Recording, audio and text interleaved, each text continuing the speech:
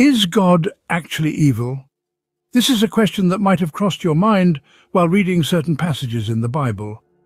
We've been presented with the image of God as an all-loving, all-merciful entity traditionally, an omnipotent being that cherishes his creations and showers them with kindness. Yet there are instances in the very same texts this image seems to waver, replaced by a portrayal of violence and wrath. Consider, for instance, the Old Testament. We come across situations where individuals are commanded to be killed for reasons that might seem unreasonable to a contemporary reader: working on the Sabbath, cursing parents, or not being a virgin on the wedding night. All could lead to a death sentence. And these are not orders from any mortal ruler, but directives from the divine. These conflicts create a paradox that challenges our traditional perception of divine benevolence. It forces us to question, is God truly benevolent, or are there shades of malevolence concealed within the divine? As we delve deeper, bear in mind our goal isn't to discredit or criticize, but to question and comprehend. The Bible, revered by many as the Word of God, carries numerous instances of divine violence.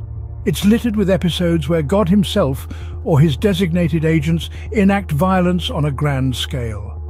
Take, for example, the infamous account of Egypt's firstborns. In the book of Exodus, God brings about the death of every firstborn in Egypt as a final, devastating plague. This happens not because the innocent children had done anything wrong, but as a punishment to Pharaoh for refusing to let the Israelites go. Then there's the tale of Sodom and Gomorrah, two cities brimming with wickedness. In Genesis, God decides to obliterate these cities and all their inhabitants as a response to their immorality. The destruction is total, sparing only Lot and his family, who had been deemed righteous enough to survive. There are countless other instances of divine violence, from the great flood that wiped out all but Noah's family to the slaughter of the Canaanites in Deuteronomy, and the striking down of Uzzah for just trying to stabilize the Ark of the Covenant in Samuel. Each of these narratives revolves around God's direct command or commitment of violence. They depict a deity who, when crossed, responds with wrath and destruction. This is not to mention the numerous laws in the Old Testament that prescribe death for what we might deem as minor infractions today, such as working on the Sabbath or cursing one's parents. These instances challenge the image of a loving God, don't they? But let's explore further. The dichotomy of a loving God and a violent God prompts us to question divine morality. This paradox is not easily reconciled and brings forth a multitude of questions, sparking an intriguing discourse on the nature of morality within religious context. Firstly, let's consider the idea of divine morality versus human morality. As humans, we operate within the confines of societal norms and ethics, which dictate our understanding of right and wrong. Actions such as murder and violence are considered morally reprehensible in most societies. Yet, in the holy texts, we find instances where these actions are not only condoned but commanded by a divine being. How do we reconcile this? How do we come to terms with a God who, on one hand, preaches love and compassion, but on the other, commands violence? One possible explanation is that divine morality operates on a plane that is beyond our human comprehension. This perspective suggests that the divine being's actions and commands, no matter how perplexing they may seem to us, are inherently moral because they stem from a divine source. However, this explanation could lead to a slippery slope, as it may justify any form of violence or injustice carried out in the name of divinity. On the other hand, some propose that these instances of violence and killings are metaphorical or allegorical, serving a larger narrative or spiritual lesson. This perspective allows for a more metaphorical interpretation of the text, suggesting that the violent depictions are not to be taken literally, but rather as symbolic expressions of divine justice or the struggle between good and evil. Yet, both these perspectives present their own set of challenges and potential pitfalls. The paradox of divine morality remains a complex, thought-provoking issue that continues to fuel debates among theologians, philosophers, and believers alike. Could it be that our human understanding of morality doesn't apply to a divine being, or is there more to the story? The purpose of this exploration is not to condemn, but to stimulate thought and discussion. We've travelled quite a path in this philosophical journey, haven't we?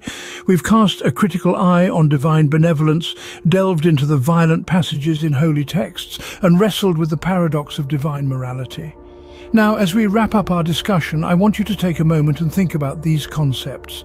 Consider the instances of violence and killings in religious texts, specifically the Bible.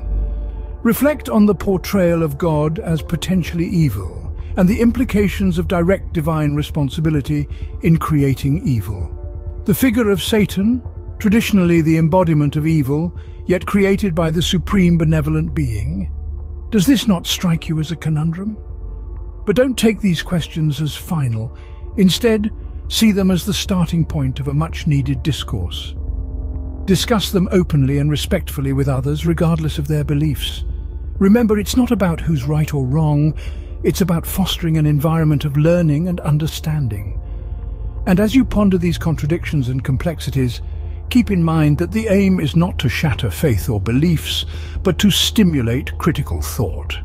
To question is human, and it's only through questioning that we can hope to make sense of the world around us.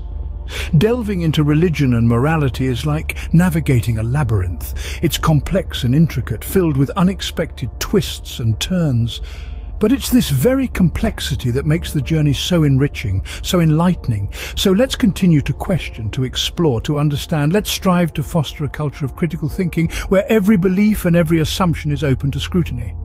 Because it's only through such scrutiny that we can hope to truly understand the world and our place in it. Remember, the goal here is not to find definitive answers, but to foster critical thinking and open dialogue about the complexities of morality within religious contexts. Having travelled this intriguing path together, we hope this video has given you some food for thought. If you found this exploration of divine morality and violence in religious texts interesting, engaging, or even challenging, we encourage you to hit that like button. It helps us to understand what topics you find thought-provoking and want to see more of. But more importantly, we want to hear from you. What are your thoughts on these paradoxes and contradictions? Do you agree with the points raised, or do you have a different perspective? Maybe you've got a question or an insight you'd like to share. Remember, this is a space for open and respectful dialogue. So when commenting, please respect other people's beliefs and perspectives. We want this to be a safe space where everyone feels comfortable sharing their thoughts. Lastly, don't forget to subscribe if you haven't already, and hit the bell icon to stay updated on our latest explorations. We look forward to hearing your thoughts and engaging in thoughtful discussions. So don't be shy, drop us a comment and let's keep the conversation going.